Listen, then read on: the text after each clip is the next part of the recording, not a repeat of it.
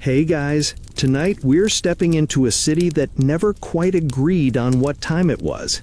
Picture yourself arriving in 17th century Istanbul by boat, the Bosphorus mist curling around you like half-awake dreams.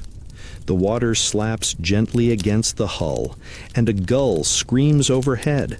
Not exactly the soothing start you expected, but don't worry, it'll get calmer.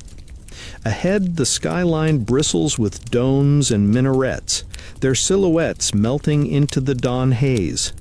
And just off to the left, almost hiding between taller, grander buildings, you spot it, the Galata Clock Tower. It isn't tall enough to be proud, nor ornate enough to be royal.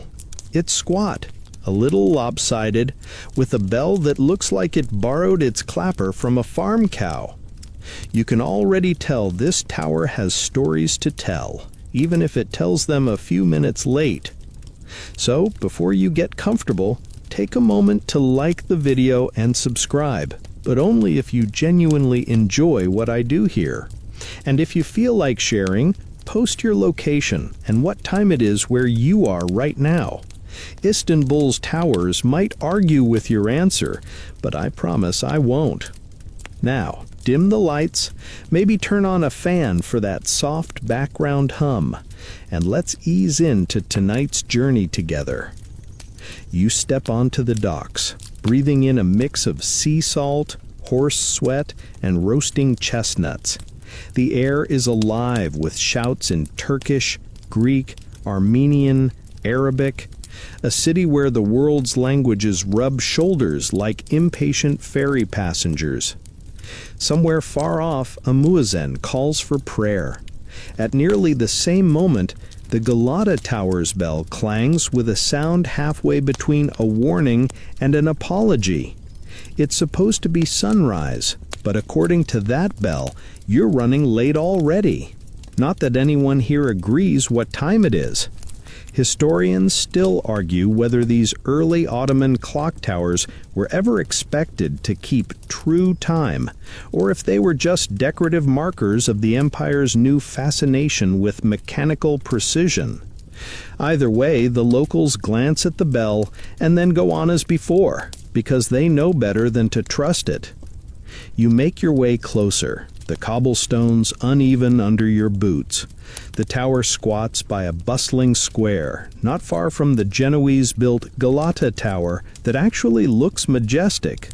This one feels like its homely cousin, the one invited to the party because it can count, but not very well. Its wooden door hangs crookedly, iron hinges squeaking when the wind blows just right. On the hour, or maybe not quite on it, the bell gives a lazy thud that startles pigeons into flight. A merchant leaning against a cart mutters that it's running slow again, then shrugs. In a city where prayer times are marked by the sun, time doesn't need to be fixed, just roughly agreed upon. This tower, it seems, struggles even with roughly. As you circle the building, you notice the clock face itself. Painted numbers, a little faded, hands that look like they were repurposed from a pair of ornate spoons. The legend says the first mechanical clocks in the Ottoman Empire came as gifts from European diplomats hoping to impress the Sultan. Apparently this one was a diplomatic gift that got slightly lost in translation. The workmanship is fine, yes, but it doesn't quite know what to do with Istanbul's fluid sense of time, where daily rhythms are tied to the 5 calls to prayer, not to rigid hourly slices. One quirky tidbit claims that on windy days, the mechanism would slow as dust clogged its gears, leaving it 10-20 minutes behind until someone climbed up to scold it back into motion. You pause at the base and tilt your head back. The bell looks heavy, like it could wake the entire neighborhood if it wanted to. But it never does. Instead, it lingers on the edge of being helpful, a background murmur to the city's own pulse. Some travelers wrote in their journals that the Ottoman clock towers always seemed reluctant, as if Istanbul itself refused to be measured by little metal teeth and springs. Others argued these towers were bold experiments, bridging worlds between traditional timekeeping, like water clocks and candle markers, and the imported European obsession with exactness. Historians still debate whether the Sultan himself encouraged these clocks as signs of modernity, or tolerated them the way you tolerate a friend who insists on showing you their latest confusing gadget. Leaning against a worn wall, you let the square sounds wash over you. The hawkers selling figs, the children playing knucklebones, the faint bleating of a goat somewhere in a side alley. And above it all, the lazy clock hand sweeps forward, almost determined to catch up with real time, maybe by tomorrow morning. You smile to yourself. This is a city with no hurry to fall in line, a city whose clocks tell stories as crooked as their bells. And for now, that's all you need to know. You're in Istanbul, and time itself has decided to nap. You leave the squat Galata clock tower behind, but its lazy clang still echoes faintly as you step deeper into the labyrinth of Istanbul's alleys. The city is fully awake now, vendors arguing over fish prices, donkeys clattering past with baskets of firewood, the scent of cardamom and fresh simit bread teasing your stomach. And over it all, distant chimes. Not one set of chimes, but two, maybe three. They overlap like a confused orchestra warming up, each tower insisting it knows what time it is, each telling a slightly different story. You squint toward the sound, curiosity pulling you down a twisting path between timbered houses leaning toward each other like conspirators.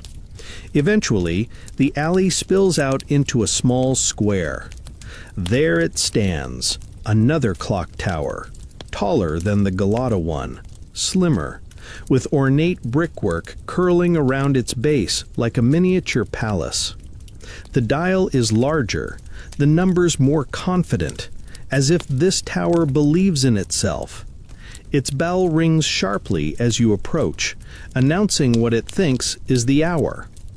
A man selling roasted chestnuts shakes his head, muttering under his breath, "Fast again." You're starting to sense a pattern here. Historians still argue whether these competing towers were built to standardize time or to show off neighborhood prestige.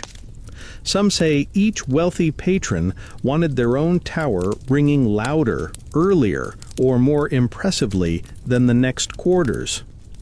Others believe the city's imams and astronomers resisted the European-style hours, leading to half-hearted compromises. Mechanical clocks that still bowed to the rhythms of prayer times. Whatever the reason, it's clear Istanbul in this era had no universal clock. Just shifting interpretations and a lot of arguments about being late for dinner. You follow the chimes around the square, past men huddled over backgammon boards, children skipping stones toward the fountain. The sound seems to compete with the nearby muezzin's melodic call to prayer. The muezzin wins every time. His voice is warm, human, tethered to the sun's position, while the tower clangs cold metal that feels out of step with nature. You imagine people trying to plan their day by both signals. Wake when the sun rises, pray by its arcs across the sky, and then supposedly arrive somewhere at the top of the hour, a phrase no one can agree on. A missed ferry here, a late delivery there. It's chaos, but the kind of gentle chaos that makes life feel alive. You pass a pair of scholars debating in the shade of the tower. One gestures at the clock, exclaiming that European mechanisms are miracles, destined to bring order to this city of 7 hills. The other scoffs, arguing that mechanical time is an illusion, flawed from its first tick, while true time is measured in the shifting heavens and the call to prayer.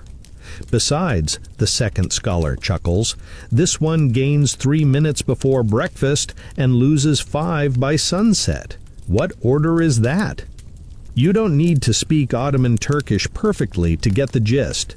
Their hand-waving says it all. There's a quirky rumor the locals love to share about this tower. Some nights, they say, the chimes ring not on the hour, but seemingly at random, a pattern matching nothing in particular, except maybe the schedule of a nearby coffeehouse owner's cat who prefers her midnight snack at unpredictable times. Whether that's truth or just neighborhood mischief, nobody knows. Historians still debate whether mechanical failures were truly frequent or just exaggerated in travelers' tales to mock Ottoman attempts at European precision.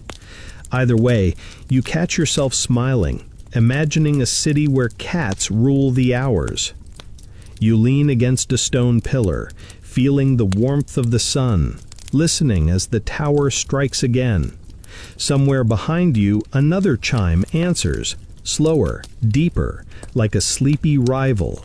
And above both, the muezzin calls once more, softening the whole cacophony into a lullaby of layered time signals.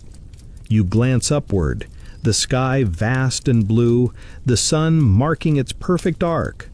You realize that no matter how many towers spring up, Istanbul belongs to the sun and to its human rhythms, not to clockwork teeth. And yet, you keep following the chimes, like a moth after lantern light, curious to find where this peculiar contest of hours will take you next.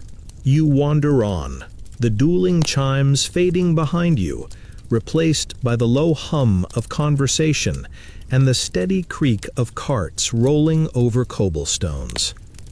The air grows heavier here, steep streets leading you upward toward a quieter corner of Istanbul. Someone has painted a wooden sign above a crooked doorway, a tiny clock face, its hands pointing in opposite directions as if even it has given up on accuracy. This, you suspect, is where the sound of the tower above originates, not from divine mechanisms, but from a single, tired man trying his best to keep up with the city's shifting hours. You duck through the doorway and into the watchmaker's workshop. The smell hits first: oil, brass, and something faintly singed, like too hot tea left on the stove. Shafts of sunlight cut across shelves stacked with gears, springs, and half-disassembled pocket watches sent by hopeful merchants. The man himself sits hunched over a low bench, his back curved like a question mark. He peers through a cloudy lens, tweezers trembling as he adjusts a gear no larger than a fingernail. When he notices you, he blinks slowly, then gives a nod that says, "You're welcome to watch, but don't touch anything unless you fancy losing a finger to tiny cogs." This, you suspect, is where the sound of the tower above originates, not from divine mechanisms, but from a single tired man trying his best to keep up with the city's shifting hours. Historians tell us that Ottoman clockmaking in this era was a patchwork craft. Mechanical timepieces had arrived from Europe, mostly Italian and German designs, but local artisans adapted them with the tools they had. Brass cut by hand, weights filled with sand or lead shot, lubrication improvised from olive oil. It worked, mostly, but not with the ruthless precision the Europeans bragged about. And yet there was pride here. Every tooth on every gear bore a little flourish, a crescent moon or a tiny tulip pattern. Artistry where other cultures would have insisted on standardization. The city's clocks weren't just machines, they were living sculptures, trying to tame the day without breaking its poetry. The watchmaker offers you a strange tidbit. Sometimes the tower has to be persuaded awake. He says, if the gears are sulking, you give them a lullaby. And with surprising delicacy, he hums a folk tune as he adjusts a spring. Somewhere above, the tower's bell gives a single apologetic clink. You can't tell if it's coincidence or genuine mechanical gratitude, but either way, it feels oddly intimate, like time here is negotiated, not dictated. You let your eyes roam the cramped space. A broken hourglass rests on a shelf, half its sand spilled and swept into a jar. A sketch of a water clock, dated decades earlier, hangs beside a rough plan for a new kind of escapement mechanism that the watchmaker swears will finally beat those smug Venetians. Historians still debate whether Ottoman clockmakers were truly behind their European counterparts or simply preferred different priorities. Beauty over accuracy, flexibility over rigidity. One thing is clear, standing in this workshop. The tower above isn't failing. It's living by Istanbul's own rhythm. The watchmaker notices your wandering gaze and gives a crooked smile.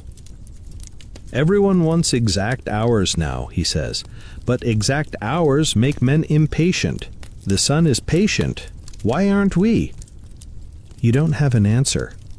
Instead, you watch as he winds a long cable on a wooden reel, the chain groaning, the tick-tock above you smoothing out, falling back into something like consistency. Outside, faintly, the bell chimes.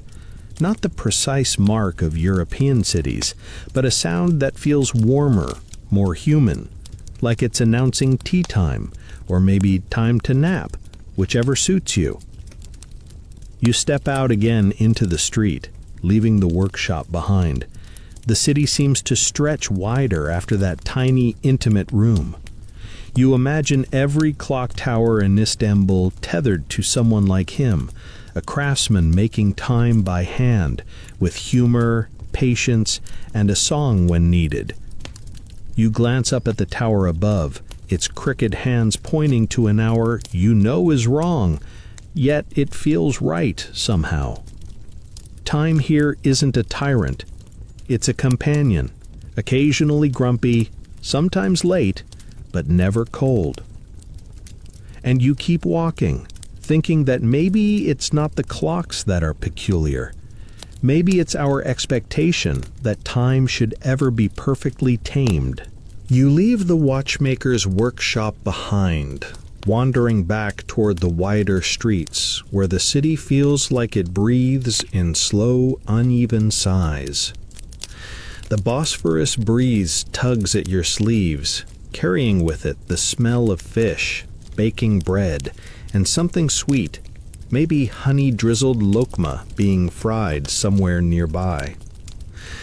Istanbul feels timeless, and yet everywhere you turn, another tower insists on telling you what time it supposedly is. This time, though, your path takes you past the sprawling walls of Topkapi Palace, where the Sultan himself, centuries ago, dreamt of ordering this chaotic city into a single harmonious rhythm. You pause near the palace gates, their towering arch casting cool shade over the stone path. Behind them, tiled courtyards glitter in blues and golds, guarded by silent, stern-faced janissaries. Somewhere inside, long ago, the Sultan issued a decree: build clock towers across the city, mark the hours like the Europeans do, show the world that the Ottoman Empire was as modern as any of its rivals. It was a dream of precision, of order imposed on the jumble of alleys and bazaars, of uniting prayer times, trade schedules, and military drills under the same ticking heart. But as you stand there, watching a stray cat slink across the sunlit square, you can almost hear the whispered doubts of his advisors. Historians still argue whether the Sultan truly cared about hours and minutes, or if these towers were mostly for show, grand gestures meant to impress foreign diplomats and envoys from Venice or Paris. Some chronicles claim the Sultan himself rarely glanced at a clock, preferring astrologers and celestial charts to any mechanical mechanism.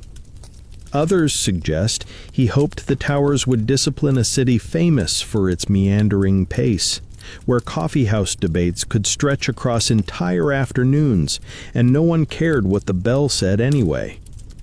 You imagine the Sultan pacing in his private chambers, an ornate European clock ticking on the shelf, a gift from some Habsburg emissary.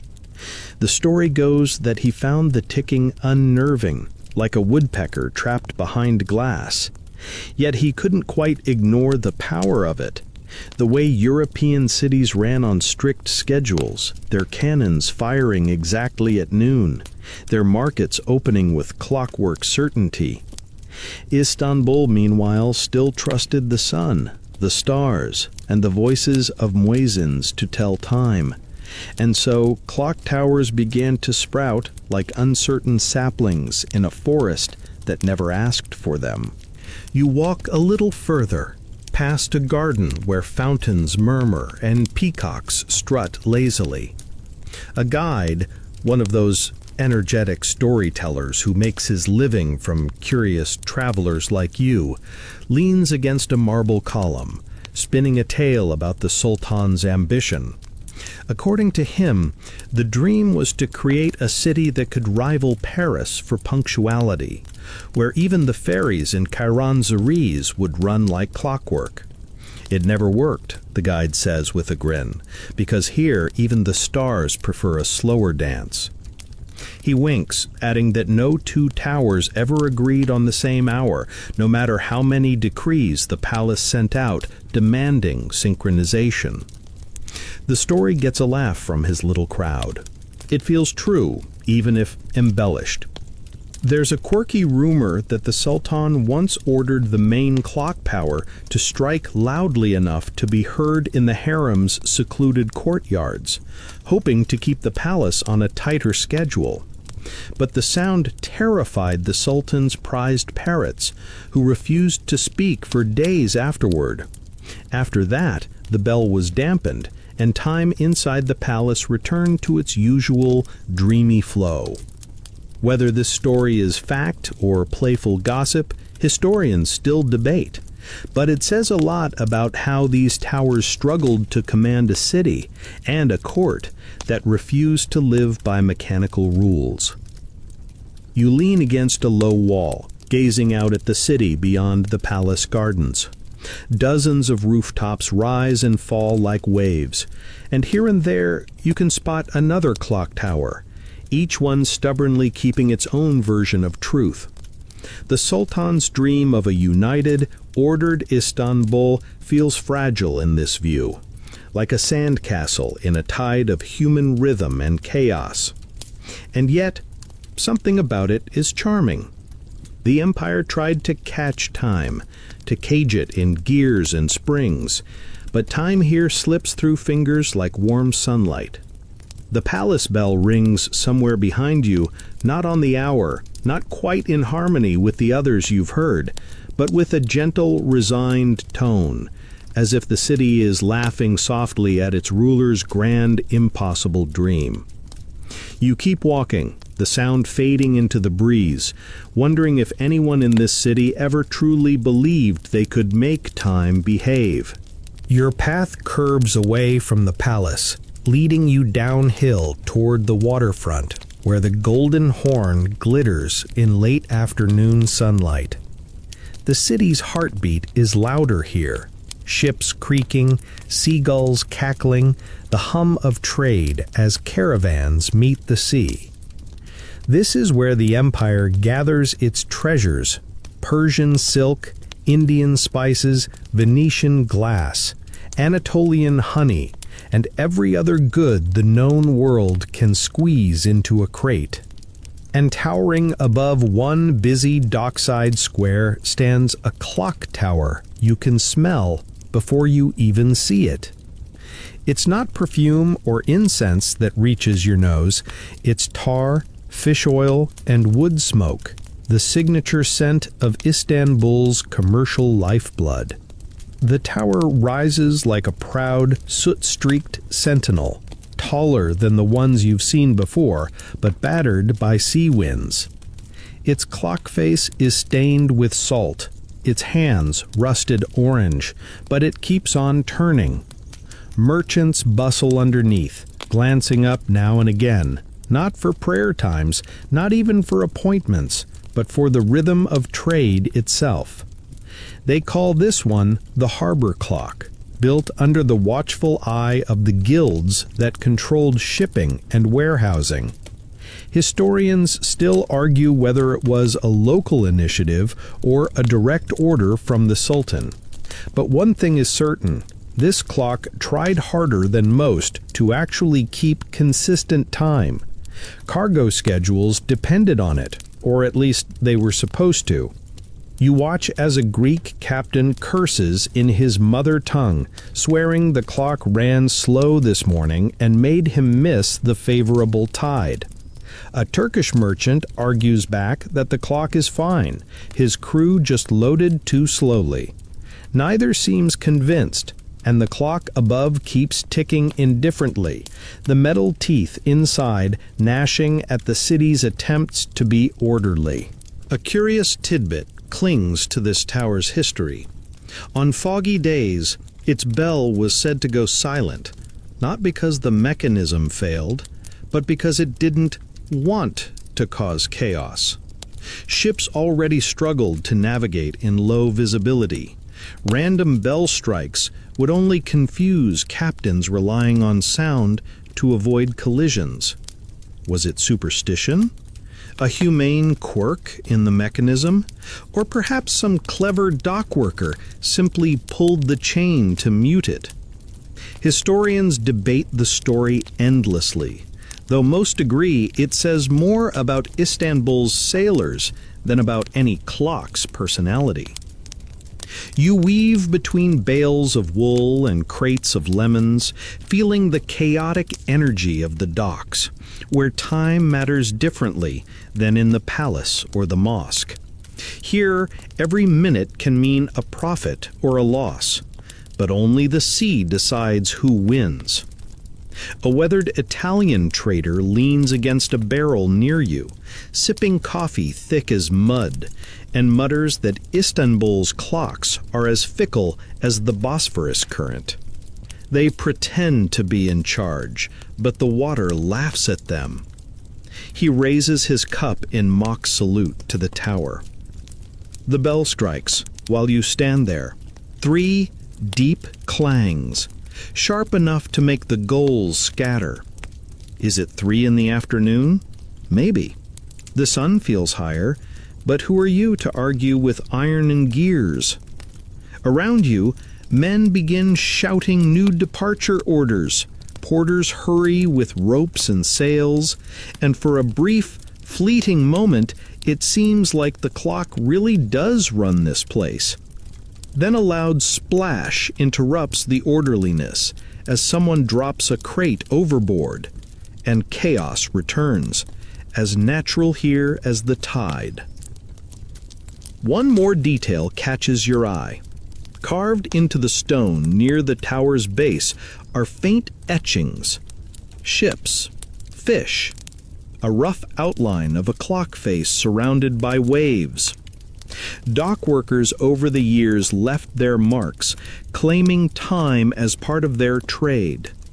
They didn't build this tower to rule their lives. They built it as another tool, like a compass or a sturdy anchor. Time here is practical, gritty, soaked in salt water. It bends to the needs of labor, not royal dreams or philosophical arguments. You lean against a bollard, watching as the harbor clock ticks on.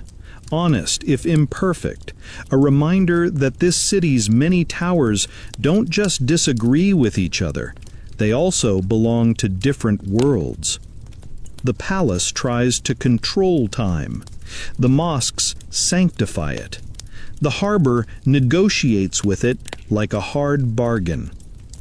And you just stand there, letting the sun warm your face, thinking that maybe Istanbul doesn't have peculiar clocks. It has peculiar ideas of what time is supposed to do. And when the bell strikes again, you don't even bother counting. Here, hours feel like water slipping through your fingers, impossible to hold, yet always moving. The waterfront energy fades behind you as you climb a winding street away from the docks. The city quiets a little, replaced by the soft rustle of laundry swaying from balconies and the occasional bleat of a goat being stubborn about its tether. You're heading toward one of Istanbul's lesser-known districts, a place travelers rarely write about in their journals. Locals call it the Timekeeper's Quarter, though no official map bothers to give it that name. Here, tucked between tea houses and spice shops, you'll find the clock towers that didn't quite make it into the history books, the half-forgotten ones, leaning, creaking, sometimes chiming out of tune like old friends singing sea shanties long after the boat has sailed. The first tower you stumble across barely qualifies as a tower anymore. It's a squat, lopsided brick structure built into the corner of a market building, its once grand clock face now covered with ivy. The hands are stuck forever at 1/4 something. Nobody can say when it stopped working. An old woman selling figs beneath it shrugs when you ask, murmuring that the tower decided time was no longer worth keeping. The way she says it, you half believe the story. Historians still argue whether many of these dead clocks were victims of poor engineering, lack of upkeep, or simply bad luck with Istanbul's salty, humid air. Whatever the cause, these towers remind you that the city's relationship with time has always been fragile. A few streets later, you encounter another forgotten tower, this one perched over a long-abandoned caravanserai. Its gears must still have some life in them, because every now and then a rusty clang echoes down the alley. But it's never the right hour. A local boy playing marbles nearby explains proudly that the tower tells secret time, a schedule only the pigeons understand. Sure enough, a flock circles overhead, landing precisely when the bell clangs again. Is it superstition, coincidence, or just childish fancy? Historians would scoff at the tale, but you prefer the idea that a clock could dedicate itself to birds rather than merchants. You wander on, noticing how every forgotten tower carries layers of stories like peeling paint. A burned-out candle stug rests in one window, hinting someone once tried to fix the mechanism at night. Carved graffiti from decades ago, hearts, initials, crude sketches of boats or tulips, claims ownership of time long after its keepers abandoned it. One tower even has a grapevine crawling right up to the bell, as if nature decided to strangle time itself. There's something soothing about it, almost hopeful. These clocks may be broken, but the city never stopped without them. A peculiar rumor floats among the tea houses here. They say there's a lost Ottoman clock tower buried beneath a bakery, forgotten after an earthquake shifted the neighborhood centuries ago. According to the story, on certain nights, when the moon is bright and the streets are empty, you can hear its bell faintly ringing underground. Some swear it's not a ghost story, but a real mechanical wonder, still ticking away in the dark, marking hours no one observes. Historians debate the plausibility, of course. Could a clock really survive untouched for that long? But the rumor persists, passed between sleepy old men over endless glasses of chai. As you stroll through this quarter, you realize these forgotten towers tell a different history of Istanbul than the grand ones near the palace or the harbor. They show a city that experimented, failed, patched things up, let them fail again, and didn't seem too worried about perfection. People here learn to live without rigid schedules, even as iron hands circled overhead or stopped completely. The rhythm of life was always set by the sun, the market's mood, the length of a conversation, or the aroma of bread cooling on a windowsill, not by gears and weights. You pause under one particularly crooked tower, its shadow stretching long in the fading light. The bell is silent, probably rusted solid. A cat sprawls across its base, yawning with the confidence of a creature that knows time has no real hold over it. And in that moment, you think maybe these forgotten towers are the most honest of all. They tried to measure the unmeasurable, then gave up gracefully, surrendering time back to the city where it belongs. You move on slowly, your footsteps matching the unhurried pace of this neighborhood. No chimes chase you now, just the soft sounds of everyday life, spoons clinking against tea glasses, fabric snapping on clotheslines, quiet laughter drifting from a courtyard. In the timekeeper's quarter, time has melted into something gentler, and even you feel lighter for it, as if you've stepped outside the rule of hours for a little while. You wake the next morning to the city's usual cacophony, a blend of muezzin calls, ship horns, and 100 different bells, all insisting they know the hour better than the others. Today, your feet carry you toward a district where those bells were once not just instruments of order, but of power. Here, the towers were never purely about marking time. They were loudspeakers for authority, reminders that the empire could make even the sun bow to its rules, or at least try. The first of these commanding towers looms over a wide square where old cannonballs still rest as decorative markers, silent relics of long-past parades and military musters. The tower's base is fortified, thick walls pocked with arrow slits from a bygone age. Above, the clock face is painted in bold colors, far brighter than most, and you learn why from a street vendor selling sesame bread. This was where the soldiers drilled. You couldn't mistake the hour, not unless you fancied running laps in full armor. You picture janissaries jogging around the square because the tower chimed late, their boots pounding in time with the next bell. A funny image now, though surely less amusing to them back then. Historians record that certain Ottoman clock towers were built specifically to enforce punctuality for the military and government offices. Before mechanical clocks, war councils relied on sundials and water clocks, prone to cloudy delays or frozen pipes in winter.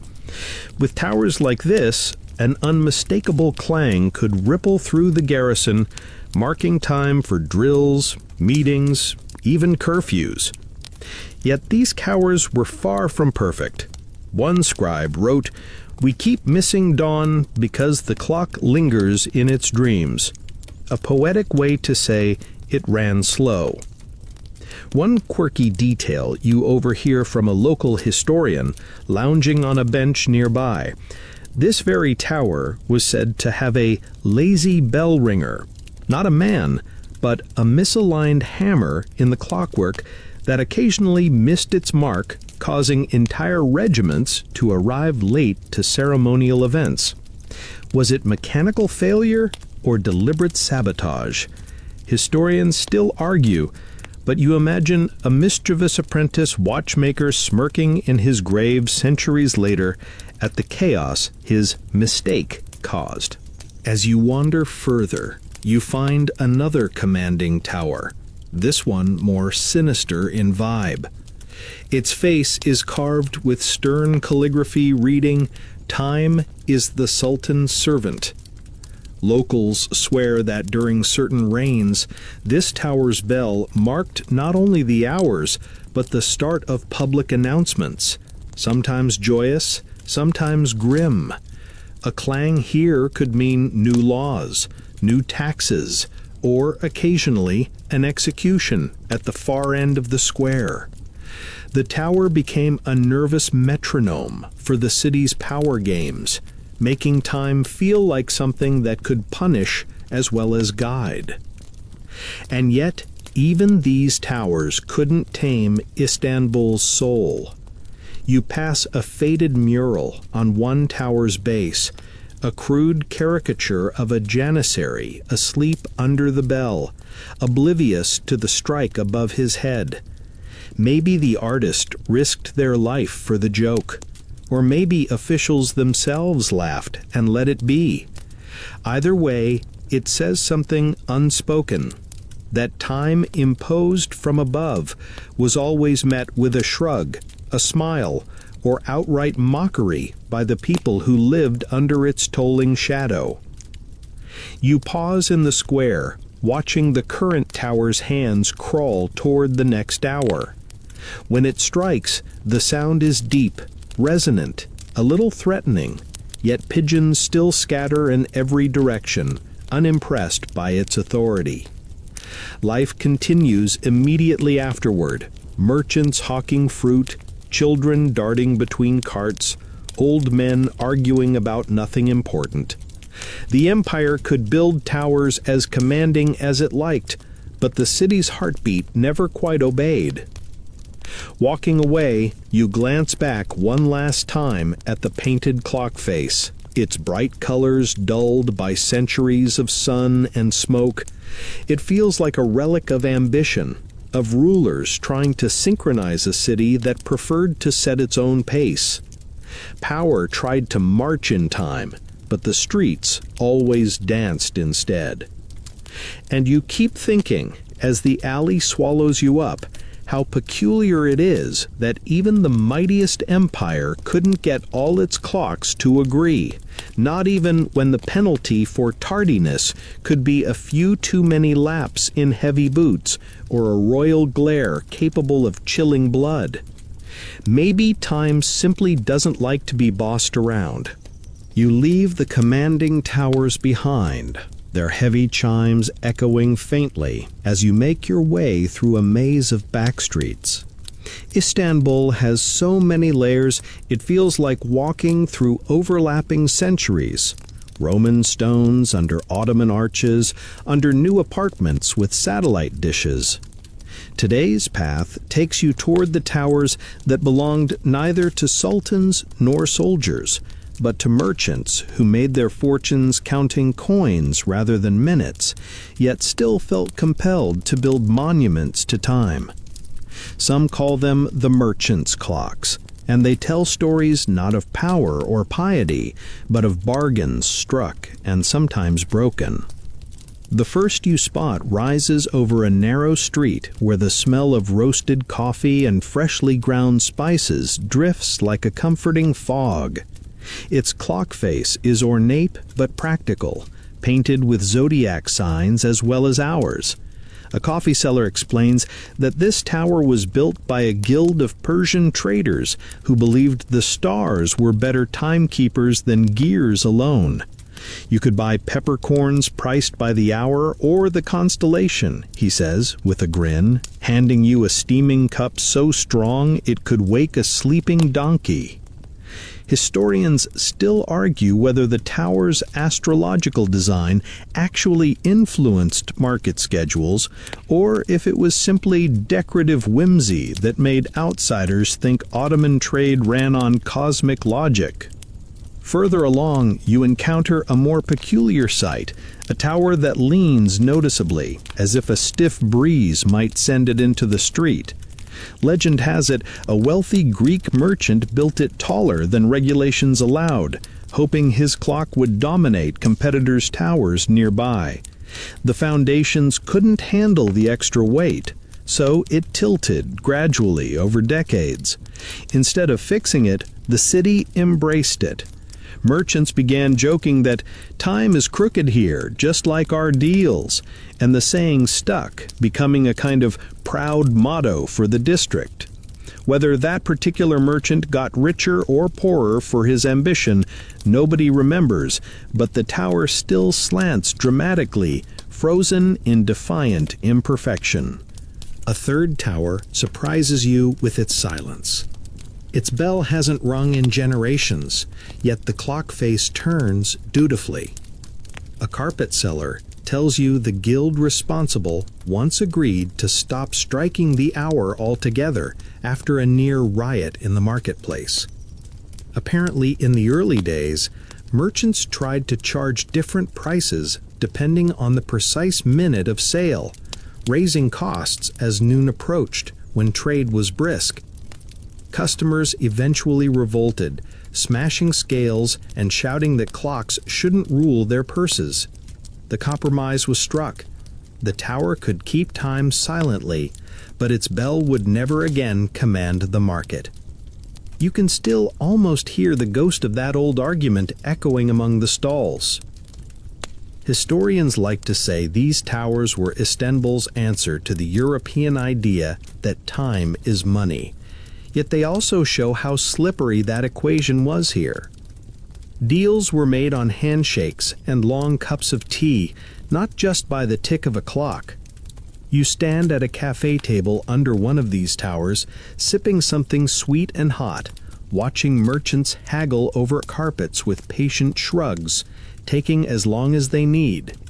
Above them, the clock hands circle, ignored until, maybe, someone needs to catch a ferry. The city seems to say, clocks are useful, yes, but only if they serve the people, not the other way around. One curious tidbit you overhear from an elderly bookseller. Apparently, some merchant towers were rumored to have secret compartments where guild leaders stored emergency funds, or, more scandalously, bribes meant for inspectors. Whether true or not, the story fits this neighborhood's aura of deals and counter-deals, where time was just another bargaining chip. You wander a bit more, touching the warm stone of one tower as you pass. It feels solid, yet worn, its edges polished smooth by centuries of hands, doing exactly what you're doing now, pausing, leaning, thinking. These towers weren't built to awe or terrify. They were part of the daily fabric of life, practical yet proud. They didn't demand you obey time, only that you notice it when convenient. A strangely liberating thought. As you turn toward the next alley, the crooked tower catches your eye again, leaning into the late afternoon sun like it's listening to some secret joke the other towers missed.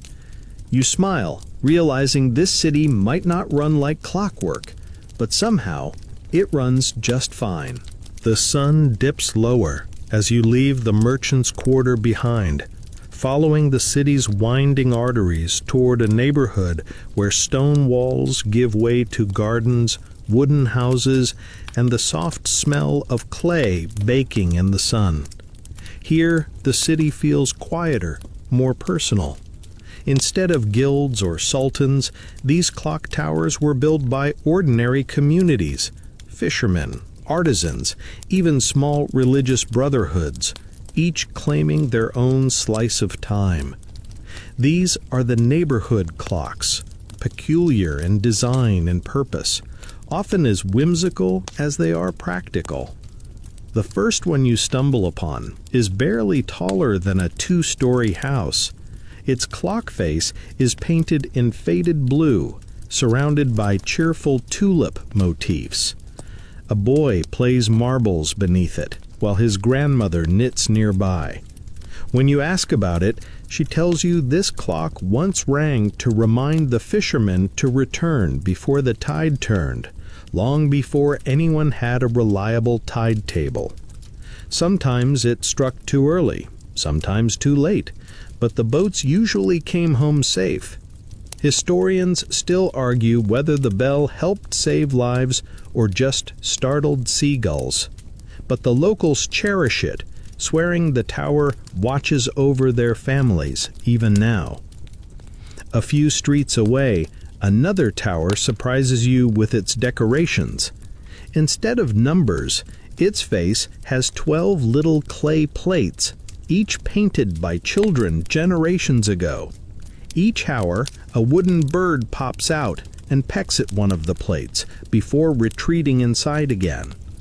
The mechanism doesn't work as smoothly as it once did. The bird sticks for a second before jerking free, but the kids gathered around giggle every time it appears. You can't help but grin too, imagining how a group of proud parents once pooled their savings to build a clock that doubled as a toy for their children. It wasn't about strict schedules here. It was about giving the neighborhood something to delight in. Further along, you find a tower that tells a slightly sadder story. Its bell is missing entirely, replaced by a simple hand-painted sign reading, "Time is what you make of it." According to a local shopkeeper, the bell was taken down during a famine centuries ago, melted for metal to craft tools for farming. The clock's hand still turned faithfully, but without a sound. Some say the neighborhood grew closer after that, relying on each other rather than bells to know when to gather, eat, or pray. You run your fingers over the weathered sign, feeling the faint grooves of letters made by someone who clearly believed their words would last longer than a chime. One curious tidbit you overhear in a tea shop. Apparently, there's a vanished neighborhood tower that once struck not with a bell, but with a whistle powered by steam from a communal bathhouse. Old men argue over whether it actually worked or if it just filled the street with damp hissing noise and confused everyone about the hour. Historians remain divided, unsure if it was a genuine innovation or a centuries-old urban legend. Either way, the thought of a steamy clock misting the streets on chilly mornings makes you laugh quietly into your cup. What strikes you most as you wander here is how these neighborhood clocks seem to belong to the people, not the other way around. They're not monuments of power or tools of commerce, they're companions, witnesses to births, weddings, fires, and feasts. Their paint flakes, their gears stick, their birds hiccup, and nobody minds. Time isn't a tyrant here. It's a neighbor, just another resident of the street, sometimes late, sometimes early, but always present. You linger under the tulip-painted clock again before leaving, watching as the bell strikes softly, almost apologetically, to mark the evening. A few windows light up, and someone calls children home for dinner. The smell of fresh bread drifts from a nearby oven. You realize this is how time has always truly worked in a city like Istanbul. Not carved into stone edicts or etched on royal decrees, but carried in smells, sounds, and familiar rituals. These little towers just remind everyone of what they already know in their bones. As twilight settles over the neighborhood, you feel strangely comforted. Time here doesn't chase you. It walks beside you, gently, like a friend guiding you home. Night has properly settled over Istanbul now, casting the city in a soft, silvery glow. Oil lamps flicker in windows. Narrow streets glint like threads of dark silk.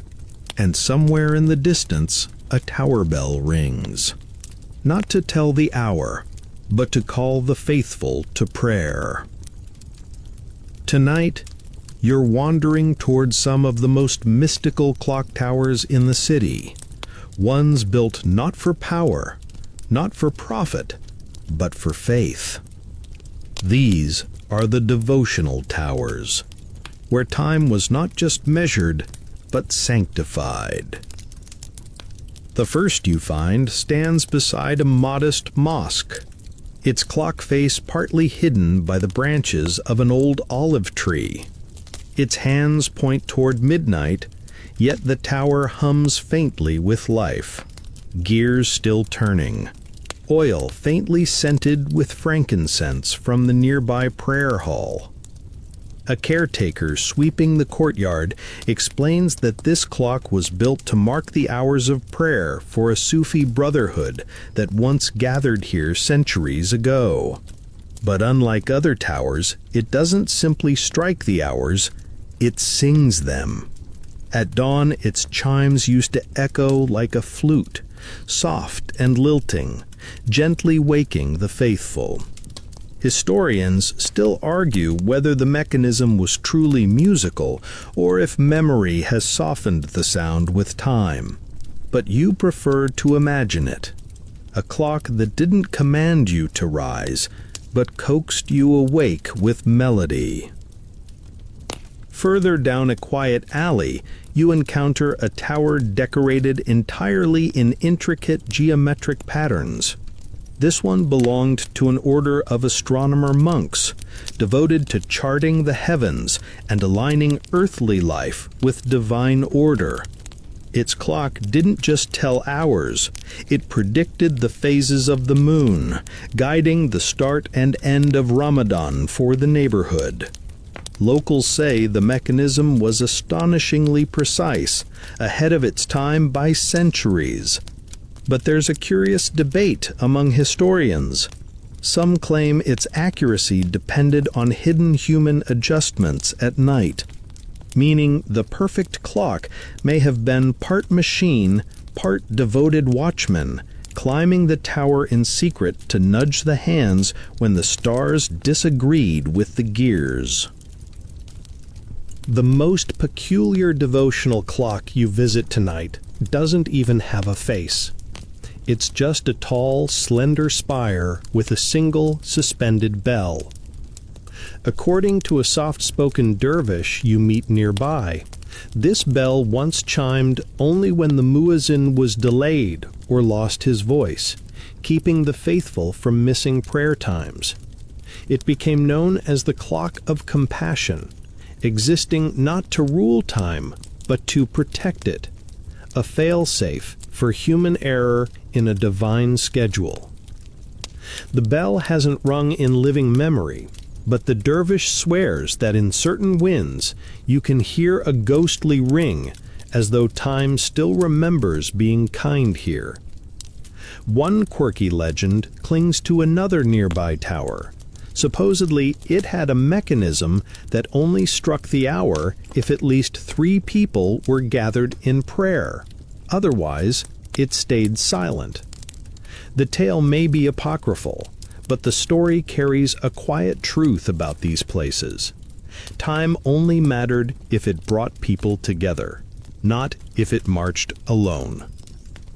As you wander beneath these towers, you notice how different they feel from the others you've seen. The military clocks barked orders. The merchants' towers haggled over minutes. The sultan's clocks displayed grandeur. But these devotional towers whisper. They seem to measure not just hours, but moments of stillness, humility, longing. You hear footsteps approaching softly on a nearby cobblestone lane, followed by the low murmur of evening prayer inside a mosque. There's no urgency here, only rhythm, a cadence that feels older than the city itself. You pause outside the musical tower one last time, looking up through the branches of the olive tree. The mechanism gives a faint, sleepy tick. A breeze stirs, carrying the scent of jasmine, and for a heartbeat, you imagine you hear the ghost of that flute-like chime drifting over rooftops and mingling with the sigh of the Bosporus. Time doesn't just pass in this part of Istanbul, it bends, sways, sometimes even sings. As you walk away toward the next district, you catch yourself moving more slowly, as though you've been tuned to a different clock altogether, a clock that counts not the hours, but the moments that matter. You leave the devotional towers behind, their imagined flute chimes fading into the distance as you climb a steep cobbled street. The air feels different up here, brisker, tinged with salt from the Bosphorus and soot from countless ship chimneys. Ahead, you spot a jagged skyline of masts and rigging against the stars. This is the harbor district, where clocks once ruled not hearts or prayers, but sails and anchors. These are the maritime towers, built to tame the unpredictable tempo of the sea. The first tower you encounter stands on a promontory overlooking the Golden Horn, its base worn smooth by salt winds and centuries of sailors leaning against it while waiting for departure calls. The clock face is cracked, but still legible, its hands thick as anchor chains. A grizzled ferryman, sitting nearby mending his net, tells you the story. This clock once told every hour on the half to warn captains of incoming tides and to signal ferry schedules long before harbor masters had megaphones or telegraphs. Saved more than a few drunk captains from missing their own ships, the ferryman says, eyes twinkling. Historians still argue whether these signals genuinely improved punctuality or just provided convenient excuses for delays.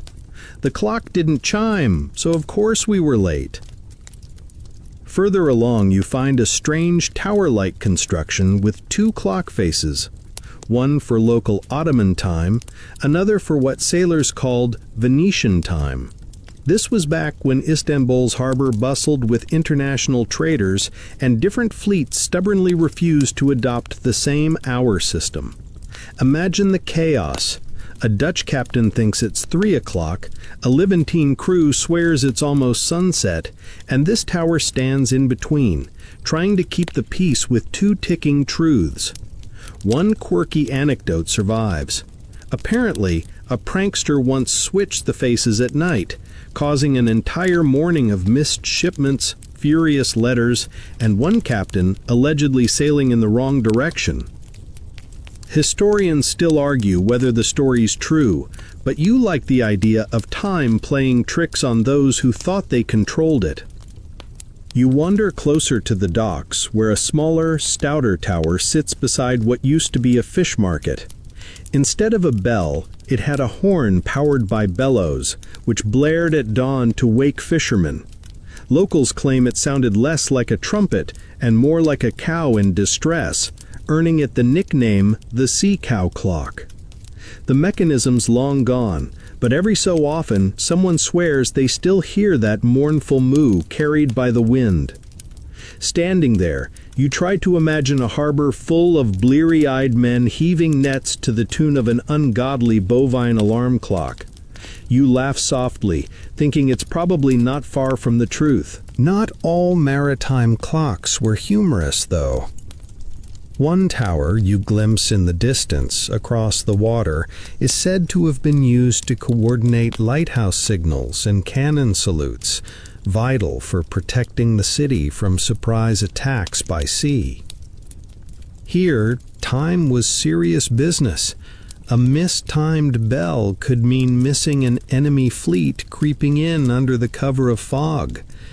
But as with all clocks in Istanbul, precision was more aspiration than guarantee. A few records tell of moments when signals were late or early, causing brief chaos in the harbor. Historians remain divided over whether human error or fickle mechanics were to blame. You suspect the sea, forever unruly, simply refused to be ruled by gears and pendulums. As you leave the harbor district, gulls scream overhead, circling in the moonlight like restless spirits. The maritime towers you've seen tonight speak to a city trying to reconcile two very different masters, the clock and the tide. And no matter how carefully they measured, one or the other always seemed to slip away. You look back at the cracked clock on the promontory, the one with anchor chain hands, and it feels less like a machine and more like a shrug carved in stone. A reminder that time and the sea wait for no one, but they also rarely bothered to run on schedule. You stroll inland, feeling the warmth of taverns spilling onto the cobblestones, sailors laughing loud and late despite the hour. Somewhere behind you, a bell strikes twice, followed immediately by another tower chiming once more, contradicting it. A few ship horns answer in what might be agreement or mockery. In Istanbul, even the clocks can't resist arguing like sailors after too much raki. The harbor fades behind you, replaced by a tangle of steep, narrow lanes that lead toward the edges of Istanbul most travelers never think to visit. Here, past the bustling markets and beyond the glow of grand mosques, the city grows quieter, stranger. You're heading for a part of town where time was less a science and more a rumor, where clock towers were built as experiments, eccentric projects dreamed up by inventors, alchemists, and those who thought time could be bent to human will. These are the experimental towers, and they feel like stepping into someone else's half-finished dream. The first you encounter barely looks like a tower at all. It's a slim column, maybe 3 stories high, topped by what resembles a bird cage made of brass and glass. Inside, a small set of gears spins slowly, not driving clock hands, but a series of shimmering mirrors that cast patches of sunlight onto the surrounding walls. A night watchman, leaning on his cane, tells you that this was meant to be a light clock, showing the time by how beams of sunlight hit certain markers. Trouble was, Istanbul has more cloudy days than the inventor allowed for, leaving the neighborhood perpetually confused about whether they were late or the sun was just in a bad mood. Historians still debate whether this was truly a functional design or merely a rich man's fancy toy, a question never answered because the inventor disappeared after a particularly overcast winter, presumably to sunnier lands. A few streets away, you stumble on a twisted tower that seems to spiral like a corkscrew into the sky. The face is vertical instead of circular, with a single hand creeping slowly upward before dropping back to the base at midnight.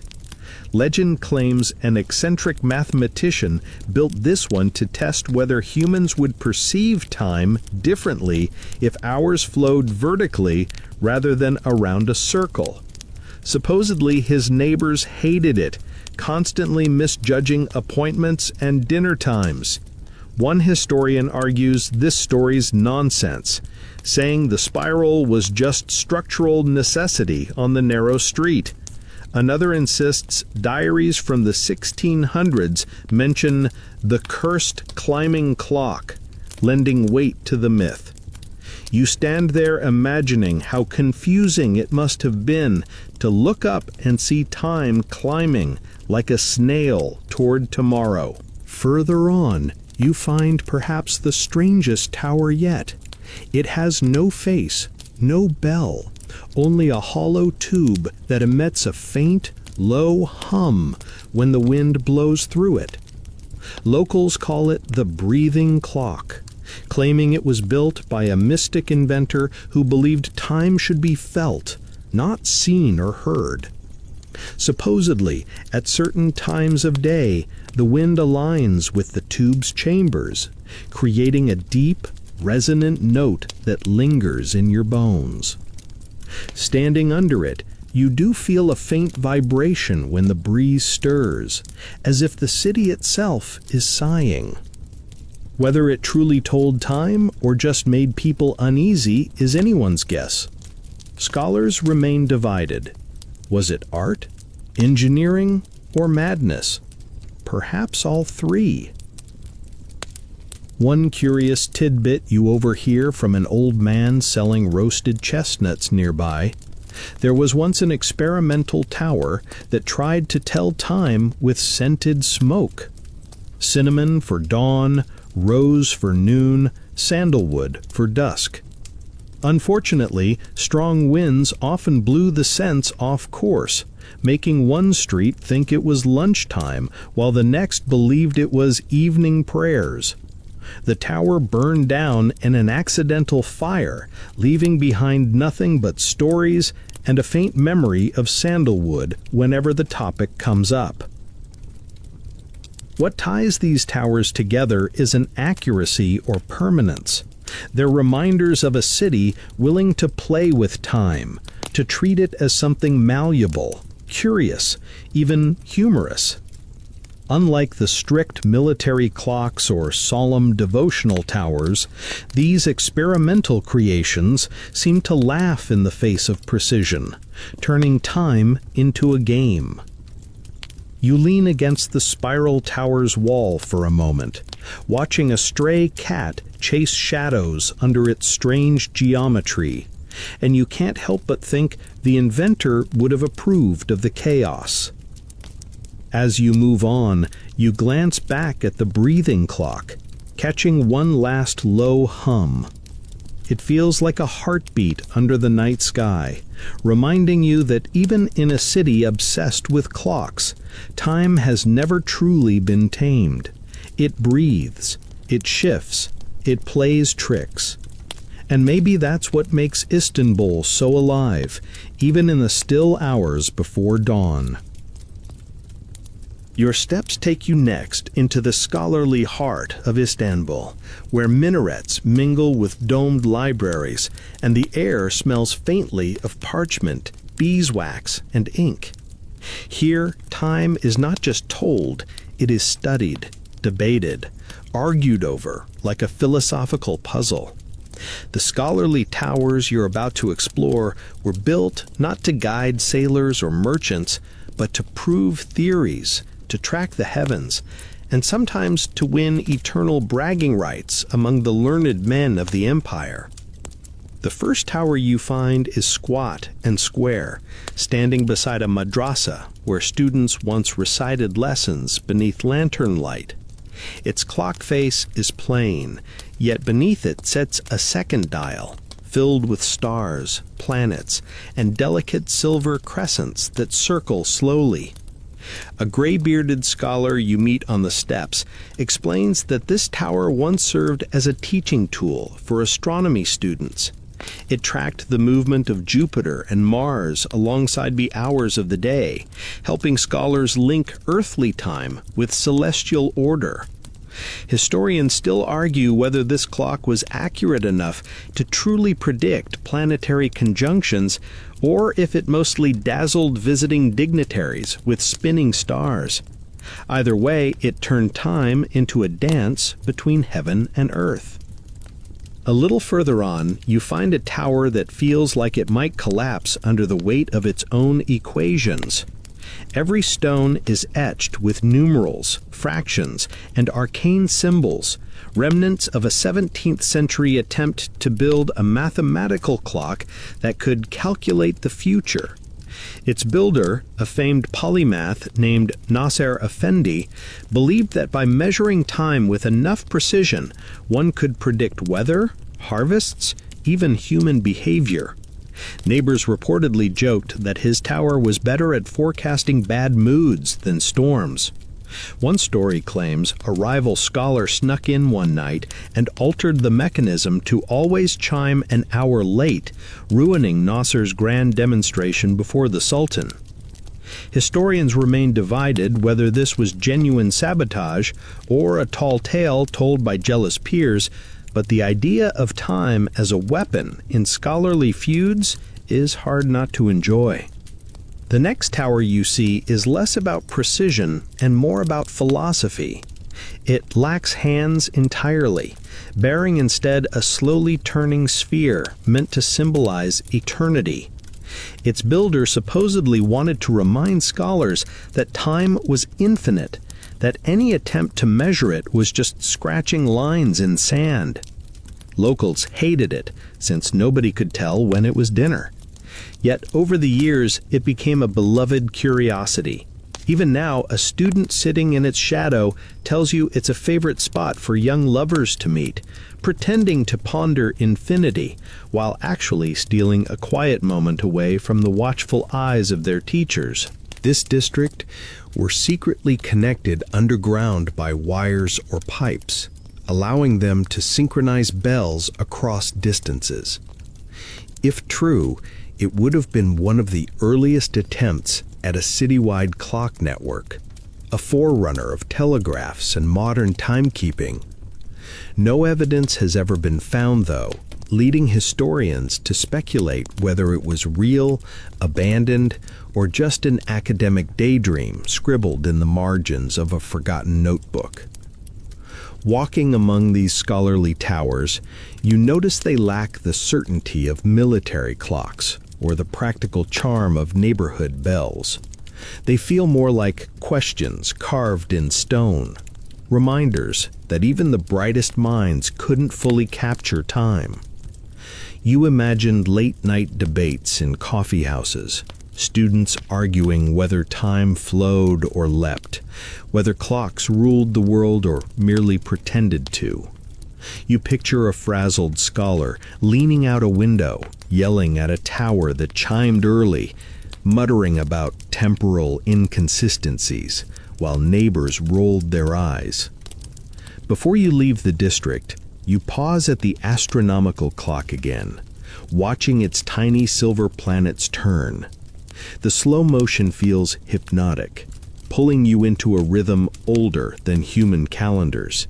It makes you think of all the minds that once stood here, peering up at the same mechanism, wondering the same things.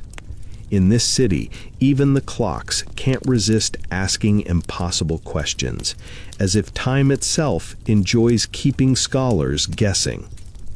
You step back into the street, the night air cool on your face, feeling like you've walked through centuries of curiosity made stone and gears. And somewhere behind you, a clock chimes, not to tell you what time it is, but just to remind you that you're still part of the puzzle. You drift now into a quieter quarter of the city, far from the debates of scholars and the clangor of ship bells. Here, the streets are narrower, the houses closer, and every corner feels like a secret whispered between neighbors. This is where the neighborhood towers once ruled. Not grand or experimental, but humble, built to keep the rhythm of daily life ticking in step. Time here was personal, woven into the fabric of bread ovens, children's games, and the call of street vendors. The first tower you stumble upon is barely taller than the surrounding homes. Its clock face is sun-faded, painted with delicate floral motifs that make it look more like a kitchen plate than an instrument of precision.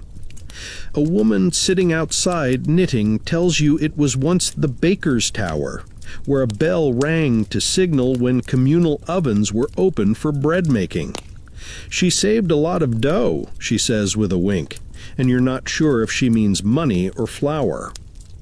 Historians still debate whether this was truly a unique tower or just a local variant of mosque clocks, but the idea of time measured by the readiness of bread feels undeniably cozy.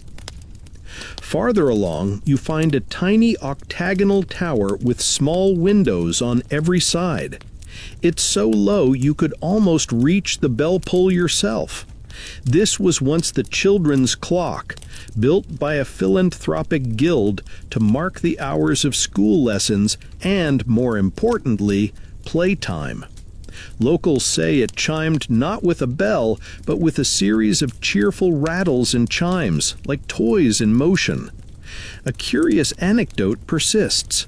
One summer, the mechanism broke, ringing non-stop for 3 days, causing children from neighboring districts to flood the area thinking school was permanently out. Scholars argue about whether this story's true, but you can practically hear the squeals of delight echoing across time. Another tower stands near a now empty square that once hosted a lively market. Its clock has 2 small doors beneath the face, long rusted shut. Old men playing backgammon nearby tell you that every hour a little carved rooster used to pop out to crow, signaling the arrival of fresh produce carts. The mechanism, sadly, wore out in the late 19th century, and the rooster never returned. Yet people here still say, "We'll meet when the rooster crows," even though no clock has crowed in generations. It's as if time itself left behind a pet phrase to keep neighbors on schedule. You pass another modest tower that bears a painted sun and moon instead of numbers. This one helped farmers in nearby gardens track the best times to water plants and gather herbs. The quirky tidbit locals share: the tower was rumored to predict rain, its bell supposedly ringing softer before storms. Historians chalk it up to humidity affecting the bell's tone, but residents swear it was magic, a clock with weather sense. Unlike the Sultan's grand towers or the scholarly experiments, these neighborhood clocks weren't about power, prestige, or philosophy. They were about keeping life moving at a gentle, shared pace. No one fined you for being late here. If the baker's bell was slow, everyone got bread late together. If the rooster failed, the market simply started when it started. There's something deeply comforting about that communal understanding of time, where being in sync mattered more than being exact. As you continue wandering, you notice many towers have been repurposed. One houses pigeons now, feathers fluttering from broken windows. Another is painted with murals of tulips and coffee cups, a tribute to the old cafe that stood beside it. The clocks themselves may have stopped, but their stones remember. A neighborhood heartbeat that once rang out, tying together mornings, afternoons, and evenings in an unhurried song. You pause at a small fountain where water trickles softly, the only sound now that these bells have long gone silent. In this quiet corner, it feels like the city is gently reminding you that time doesn't have to march. Sometimes it can stroll, linger over coffee, laugh with children, and still keep everyone more or less where they need to be. You leave the neighborhood feeling lighter, as if those forgotten little towers have convinced you that not every minute needs a purpose. Sometimes it's enough just to let time pass together. The city feels hushed now, as if the night itself has settled in for a nap. You climb a final hill, past tangled vines and old stone walls, until you reach a small plateau. From here, Istanbul sprawls below you, its domes, minarets, and rooftops stitched together by moonlight. Scattered across the landscape are the silhouettes of every tower you've visited tonight: devotional spires, stern military posts, eccentric experiments, humble neighborhood bells. Some still stand proud, others are crumbling ruins, Yet together they form a skyline that once pulsed with time's heartbeat. This is where you pause to reflect on the city's legacy of time. You sit on a worn bench beside the remains of one last clock tower, its face long vanished, leaving only an empty circle in the stone like a missing eye. A night breeze rustles nearby olive trees, carrying with it the faint sounds of distant bells, maybe from a surviving clock, maybe from your imagination. You realize that Istanbul never truly had one single time. Every tower, every bell, every experiment whispered its own version of the hour, sometimes aligning, often arguing. Time here wasn't a single marching rhythm, it was a chorus, a layered lullaby sung by the city itself. You think back to the scholarly towers, trying to chart eternity, to the sailors relying on clanging horns, to bakers timing bread, to mystics making time breathe through wind. Historians still debate which towers mattered most, which innovations genuinely changed the empire's flow of life. But walking through it all, you suspect the real story isn't about precision or progress. It's about a city that refused to let time be an enemy. Instead of mastering it, Istanbul befriended time, shaping it into rituals, jokes, shared mistakes, fleeting experiments, and warm memories tied to bells and gears. There's a quirky tidbit you almost missed. Locals say that on certain nights in spring, when the air is clear and the moon just right, you can hear phantom chimes drifting across the hills, an echo of every clock that ever ticked here. Skeptics call it nonsense, claiming it's just church and mosque bells blending on the breeze. But as you sit under the stars, you'd swear you hear a dozen different hours striking at once, discordant, imperfect, yet strangely soothing, like the city humming itself to sleep. Your eyelids grow heavy as you gaze over Istanbul, past and present layered in the moonlight. You picture all those long-gone clockmakers, bakers, sailors, scholars, mystics, even pranksters, leaving their mark on a city that treated time as something to be shared rather than commanded. Maybe the real magic of these towers was never about knowing the exact hour. Maybe it was about giving everyone, from emperors to street kids, a reason to look up together, to listen for the bell, to laugh when it got it wrong, to live in sync, if only for a moment. Somewhere far below, a lone bell rings. Late or early, you'll never know. But it feels right, a soft punctuation to the city's eternal story of time. The night deepens, the breeze softens.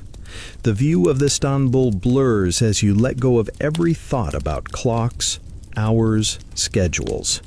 There's no need for them here anymore.